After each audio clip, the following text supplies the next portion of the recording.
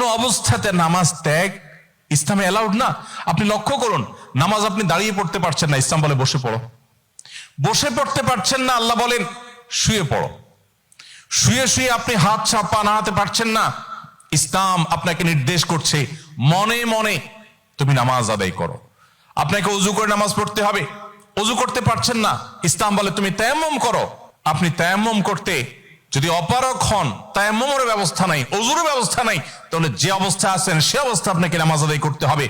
নামাজের জন্য সতর ঢাকা ফরজ, কিন্তু এমন কোন পরিস্থিতি আছেন, আল্লাহ মাফ করুক, আপনার সতর ঢাকার ব্যবস্থা নেই, তাহলে ওই অবস্থায় আপনাকে নামাজ আদায় করতে হবে। আপনি যদি এমন কোন পরিবেশে থাকেন যেখানে আপনার পবিত্র কাপড় থাকা নামাজের জন্য পূর্ব শর্ত, অথচ আপনার কাছে পবিত্র কোনো কাপড় নাই, তো ইসলাম ওই অবস্থা আপনাকে নামাজ পড়তে বলে। কেবলার দিকে ফিরে নামাজ পড়া ফরজ, কিন্তু কেবলা কোন দিকে আপনি জানেন না, জানার কোনো উপায় নাই, কাউকে জিজ্ঞেস করেও জানার ব্যবস্থা নাই, আপনার কম্পাসেরও সার্ভিস আপনার কাছে নাই, কোনোভাবে কেবলা নিরূপণ আপনি করতে পারছেন না। এই রকম পরিস্থিতিতে অনুমান করে এই দিকে কেবলা হতে পারে ধারণা করে সেই দিকে ফিরে নামাজ পড়তে হবে, তারপর আপনাকে নামাজ আদায় করতে হবে। ভাইরা আমার, নামাজের গুরুত্ব এত বেশি বুঝেছেন সাহাবা ইকরাম যে যুদ্ধের মধ্যে, রণাঙ্গনের মধ্যে পর্যন্ত তীর এসে লেগেছে পায়ে, কিন্তু নামাজ ছাড়েননি। ওমর রাদিয়াল্লাহু তাআলা আনহু খলিফাতুল মুসলিমিন, তিনি বলেছেন লা হাজ্জা ফিল ইসলাম লিমান তারাকাস সালাহ, যে ব্যক্তি নামাজ ছেড়ে দেয়, যে ব্যক্তি নামাজ পড়ে না, এর ইসলামে কোনো অংশ নাই, সে নিজেকে মুসলিম দাবি করবার কোনো অধিকার নেই। এই জন্য ভাইরা আমার, আপনি অন্য অনেক কিছুতে ছাড় পাবেন, রোজা রাখতে পারছেন না, আল্লাহ রাব্বুল আলামিন কোরআনে কারিমে বলেছেন ওয়া আলাল্লাযীনা ইউতীকুনাহু ফিদিয়াতু তুআমু মিসকিন।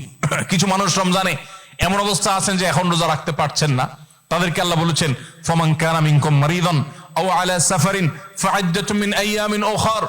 কেউ যদি অসুস্থতার কারণে, সফরে থাকার কারণে রোজা রাখতে কষ্ট হয়, তাহলে সে রমজানের রোজা না রেখে এই কয়েকটা রোজা, যেগুলো সফর কিংবা অসুস্থতার কারণে, কারো জ্বর হয়েছে, অসুস্থ হয়েছেন, রোজা রাখাটা টাফ হচ্ছে, তার পানি পান করতে হবে, তাকে মেডিসিন নিতে হবে, না হলে তার বিপদ হতে পারে, এইরকম সিরিয়াস পর্যায়ে অসুস্থ হলে আল্লাহ তাআলা তার জন্য কোরআনে বিধান দিয়েছেন সে এই রোজাগুলো ভেঙে রমজানের বাইরে অন্য সময় রোজা রাখতে পারবে।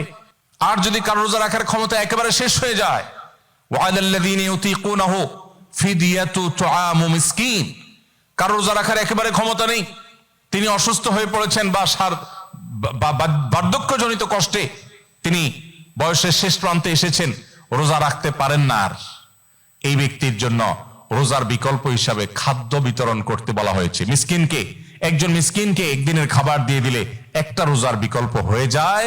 এইরকম ব্যক্তির, যে ব্যক্তির রোজা রাখার ক্ষমতা নাই বার্ধক্যজনিত কারণে, অথবা এমন অসুস্থতা যে অসুস্থতাতে কখনো আর সুস্থ হওয়ার সম্ভাবনা নেই, তার জন্য ফিদিয়ার ব্যবস্থা রেখেছে ইসলাম। কিন্তু নামাজের ব্যাপারে ইসলাম কোনো বিকল্প দেয় নাই। ভাইরা আমার, নামাজ এমন একটা ইবাদত যে এটার কোনো বিকল্প না, যে ঠিক আছে নামাজ পড়তে পারো না, তুমি সাদাকা দিয়ে দাও, এটা হয়ে যাবে, এরকম কোনো বিধান কোরআন হাদিসে নাই।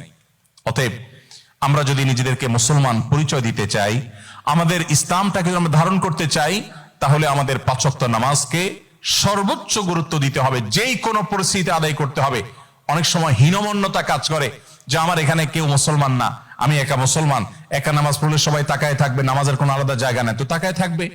তাতে আমার যদি একটু হেজিটেশন হয়, আমি যদি একটু অস্বস্তিতে পড়ি, আমি যদি একটু লজ্জাস্কর পরিস্থিতিতে পড়ি, তারপরেও সেটাকে আমার মেনে নেওয়াটা আমার ইমানের দাবি। আমি জান্নাতটা আল্লাহর কাছে কোন মুখে চাইবো? অনন্তকালের সুখের ঠিকানা জান্নাত যে চাইবো, সেখানে তো আমাকে কিছু স্যাক্রিফাইস করতে হবে। এই স্যাক্রিফাইসের বিনিময় আল্লাহর কাছে আমি জান্নাত চাইতে পারি।